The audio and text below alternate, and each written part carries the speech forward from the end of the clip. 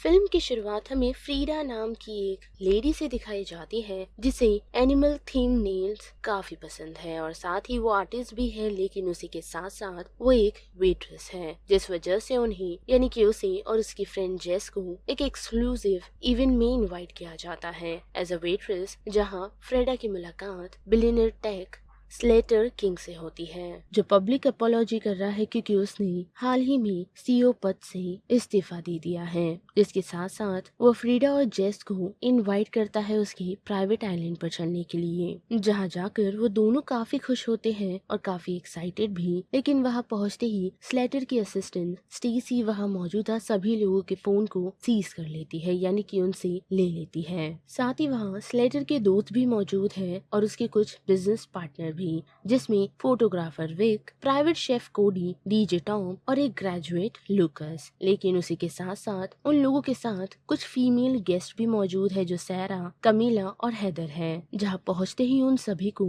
Lavish room से treat किया जाता है और उन्हें परफ्यूम्स एक गिफ्ट बैग में दिए जाते हैं, जिसके साथ साथ हॉलिडे एक्सपीरियंस भी। लेकिन इतना ही नहीं, बल्कि उनके लिए हाई एंड्स मील्स और कोकटेल्स भी प्रिपेयर की जाती है, वो भी कोडी के द्वारा, जिसके साथ साथ उन्हें वे काफी पावरफुल ड्रग्स भी देता है। जिन सारी चीजों को वो सभी लोग काफी एंजॉय करते हैं। लेकिन उसी के साथ साथ हम देख पाते हैं कि फ्रीडा और सैरा एक दूसरे से क्लैश करते रहते हैं, क्योंकि सैरा को स्लेटर का अटेंशन चाहिए और वही जेस नोटिस करती है कि उसकी मेमोरी से कुछ चीजें गायब है। और वही बात करे फ्रीडा की, तो उसे लोकल वर्कर नजर आते हैं जिनके हाथ में सेम टैटूज है, जो कि स्नेक टैटू है। साथ ही उसकी मुलाकात एक मेड से भी होती है, जो शायद उसे पहचानती है और उसे वो रेड रैबिट कहती है, जो फ्रीडा के लिए काफी अजीब है क्योंकि वो यहाँ कभी आई ही नहीं और साथ ही वो उस मेड को जानती भी नहीं। जिसके साथ साथ हम देख पाते हैं कि रिक यानी कि स्लेटर का थेरेपिस्ट वहाँ विजिट करता है और एक गिफ्ट रेड बैग वहाँ से लेकर निकल जाता है। जिसके बाद फिर से पार्टी के दौरान रात में वो सभी पार्टी करते हैं, ड्रग्स एंजॉय करते हैं, जिस बीच जेस को एक स्नेक बाइट कर लेता है, जिससे वो काफी परेशान हो जाती है और फ्रीडा को कहती है कि उसे यहाँ कुछ चीजें ठीक नहीं लग रही और उन्हें यहाँ से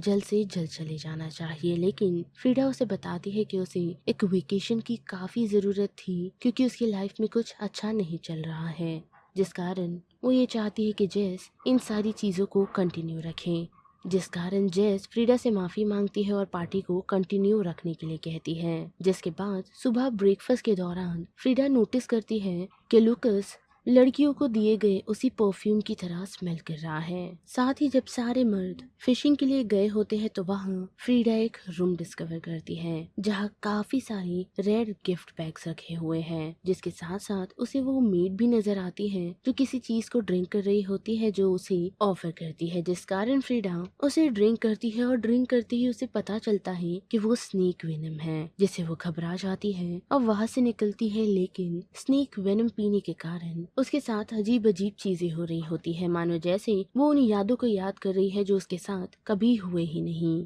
पर थोड़ी ही देर में वो रियलाइज कर पाती है कि उसकी फ्रेंड जेस मिसिंग है, जिसके बारे में वो बाकी लड़कियों से पूछती है तो उन्हें जेस कौन है इस बारे में याद ही नहीं होता। जिस कारण फ्रीडा नोटिस करती है कि जो चीजें उसे याद आ रही थी वो एक्चुअल में उसका भ्रम नहीं, बल्कि वो चीजें एक्चुअली में उन लोगों के साथ हुई है, जिसकी मेमोरीज उनके साथ किसी तरीके से वाइप आउट हो गई है। जिस वजह से फ्रीडा इन्वेस्टिगेट करती है और उसे पता चलता है कि इस आइलैंड पर एक ऐसा फ्लावर मौजूद है जिसमें ये कैपेबिलिटी है कि वो लोगों की मेमोरीज को वाइप आउट कर सकता है। लेकिन फ्रीडा ही अकेली नहीं जिसे ये सारी चीजें अजीब लग रही थी, बल्कि उन लेडीज में सैरा नाम की एक लड़की भी है जिसे ये सारी चीजें अजीब लगती है, जिस कारण वो फ्रीडा से बात करने के लिए पहुंचती है और फ्रीडा की बातों पर भरोसा करती है। साथ ही फ्रीडा उसे अपने साथ उस रेड गिफ्ट पैक के रूम में भी ले जाती है, जहाँ वो उसे वही वेनम ड्रिंक पिलाती है जो उस फ्लावर का एंटीडोट है। जिसके साथ साथ सैरा ये डिसाइड करती है कि उन्हें बाकी लेडीज को भी ये पिलाना चाहिए, जिससे उनकी मेमोरीज रीस्टोर हो सके। तो हम देख पाते हैं कि वो दोनों बाकी लेडीज को ट्रिक करते हैं, वो भी वेनम ड्रिंक उनके शॉट्स में मिलाकर। जिसके साथ साथ फ्रीडा सैरा से कहकर स्लेटर के ऑफिस जाती है ताकि वो अपना फोन रिट्रीव कर सके, जो वो ढूंढने में कामयाब तो होती है, पर अनफॉर्चुनेटली उसे पता चलता है कि उसके फोन में सर्विस नहीं, साथ ही उसके फोन में बैटरी भी खत्म हो गई है। साथ ही उसी बीच उसकी सारी मेमोरीज लौट आती है, जिस मेमोरीज से उसे पता चलता है कि हर रात सभी मर्द उन्हें सेक्सुअली असॉल्ट करते हैं, जिसके बाद उनकी मेमोरीज को वाइप आउट कर दिया जाता है, वो भी उसी फ्लावर की मदद से। पर जेस्पर वो फ्लावर इफेक्ट काम नहीं कर रहा था, वो भी वेनम की उसे बाइट करने के बाद से ही, जिस कारण उन लोगों ने जेस को मार दिया। लेकिन इतना ही नहीं बल्कि उसे कुछ पोलोरॉइड्स भी मिलती हैं, जिसमें अलग अलग औरतें और मर्द मौजूद हैं, जिन्हें रेड बैग गिफ्ट दिया गया है। और इससे उसे समझ आता है कि स्लेटर किंग गेस्ट को इनवाइट करता है और उनसे लड़कियों के साथ जबरदस्ती करवाता है, वो भी रेगुलर बेसिस पर, जिसके बाद वो उन्हें परफ्यूम गिफ्ट करता है, वो भी तब जब वो लोग इस आइलैंड को छोड़कर जाते हैं। और फिर क्या हम देख पाते हैं कि फ्रीडा और सैरा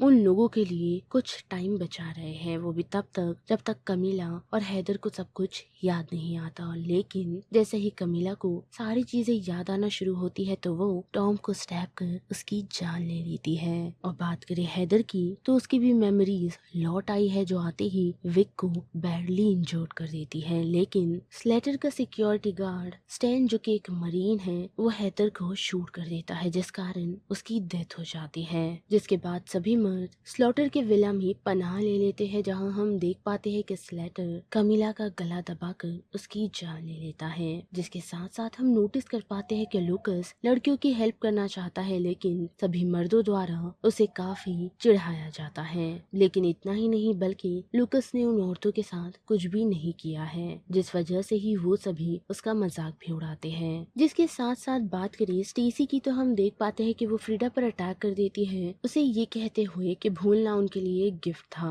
और मर्दों की उन सारे मिसबिहेवियर को इग्नोर करना ही बेहतर है। लेकिन हम देख पाते हैं कि फ्रीडा उसे स्टैब कर उसकी भी जान ले लेती है। पर कुछ ही समय बाद जंगल में स्टैन फ्रीडा पर अटैक कर देता है, पर अनफॉर्चुनेटली सैरा के हाथों मारा जाता है, वो भी काफी बड़ी रॉक की मदद से। जिसके बाद वो लोग उसकी गन लेकर रेडी हो जाते हैं ताकि वो लोग मर्दों का सामना कर सके। वही सभी लोग यानी कि सभी मर्द कोडी को बाहर भेजते हैं ताकि वो लड़कियों को ले आए, पर अनफॉर्चुनेटली सैरा उसे वुड्स में ही मार देती है। साथ ही विला में हम देख पाते हैं कि लूकस लड़कियों की हेल्प करने का डिसीजन लेता है और वहाँ से भागने का भी, पर अनफॉर्चुनेटली स्लेटर के लिए जो फ्रीडा और सैरा ने ट्रैप बिछाया था उसमें वो बेचारा फंस जाता है, जिस कारण सैरा मिस्टेकनली उसे शूट कर देती है, वो भी हेड पर, जिस कारण लूकस की मौत हो जाती है। साथ ही हम देख पाते हैं कि स्लेटर फ्रीडा को विला में ही ट्रैप कर देता है, जिस कारण फ्रीडा को कुछ याद आना शुरू होता है कि वो इस आइलैंड पर पहली बार नहीं आई है। जी हाँ, फ्रीडा इस आइलैंड पर पहले भी आ चुकी है, जिसने विक की पिंकी फिंगर को काट लिया था और साथ ही पत्थर पे गिरने के कारण उसने अपने सर को हिट कर दिया था, जिस वजह से उसके हेड पर एक स्कार है। लेकिन इतना ही नहीं बल्कि उसे ये भी याद आता है कि मेड उसे रेड रैबिट कहती है, क्योंकि जब फ्रीडा यहाँ पहली बार आई थी तो उसने अपने नेल्स पर रेड रैबिट का पेंट किया हुआ था, जिस कारण ही फ्रीडा इतनी डिस्टर्ब रहा करती थी क्योंकि उसे उसकी कुछ मेमोरीज याद नहीं थी। और वही बात करें इस लेटर की तो वो काफी हंस रहा है उसकी रीसेंट अपोलॉजी को लेकर, क्योंकि उसके अकॉर्डिंग माफी से ज्यादा भूल जाना बेहतर होता है। जिसके बाद क्या वो फ्रीडा को बांध सैरा को पकड़ने के लिए जाता है और जब स्लेटर वहाँ से चला जाता है तो हम देख पाते हैं कि फ्रीडा उसके वेप में मेमोरी इरेजिंग परफ्यूम डाल देती है, जिस कारण जब स्लेटर सैरा को लेकर लौटता है और सैरा को फ्रीडा के सामने मारने की कोशिश करता है तो उसकी मेमोरीज इरेज होना शुरू हो जाती है, जिसके इफेक्ट से वो सारी बॉडीज देख पैनिक हो जाता है और उस पैनिकिंग के कारण उसका पैर स्लिप हो जाता है, जिस कारण वो खुद को नॉक कर लेता है और उस वजह से बेहोश हो जाता है। जिसके साथ साथ हम देख पाते हैं कि पूरा विला जलना शुरू हो जाता है। जिसके बाद वो दोनों लेडीज उस विला से एस्केप कर जाती हैं, जहां उन लोगों ने विक को ऐसे ही छोड़ दिया है मरता हुआ, लेकिन वहां से फ्रीडा ने स्लेटर को बचा लिया है। जो देख सैरा उससे पूछती है कि क्या उसने इसे बचाकर ठीक किया या नहीं, जिसके जवाब में फ्रीडा कहती है कि उसने सही किया है, क्योंकि कुछ समय बाद हम देख पाते हैं कि रिक जिसने फ्रीडा को आइलैंड पर असॉल्ट किया था उसकी मुलाकात स्लेटर से होती है, पर स्लेटर उसे ठीक तरीके से बात नहीं करता, मानो जैसे वो कहीं गुमराह हो। जिसके बाद ये रिवील किया जाता है कि फ्रीडा ने स्लेटर से शादी कर ली है, साथ ही वो उसकी जगह भी ले चुकी है, यानी कि अब वो सीईओ की पोजीशन पर है। यानी कि हम ऐसा कह सकते हैं कि फ्रीडा ने उसी फ्लावर के परफ्यूम को इस्तेमाल कर स्लेटर को ड्रग रखा ताकि उसे कोई भी चीजें याद न रहे। और जैसे ही इवेंट में बैठे सभी गेस्ट फ्रीडा को कंग्रेचुलेट करते हैं तो वही दूसरी तरफ रिच को पकड़ लिया जाता है।